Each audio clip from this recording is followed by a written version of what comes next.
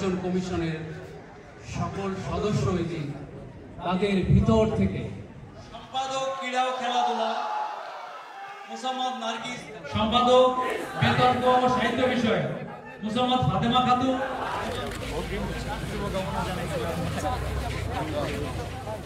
দূরে আসলে সবাই পায়, না আসলে সব ডিস্টার্ব হয়।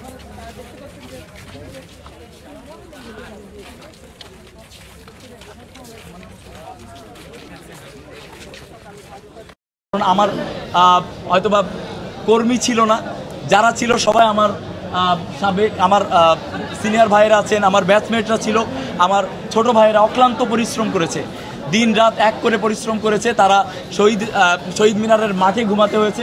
তো সেই জায়গা থেকে আল্লাহ তাদেরই অক্লান্ত পরিশ্রমের ফসল দিয়েছে।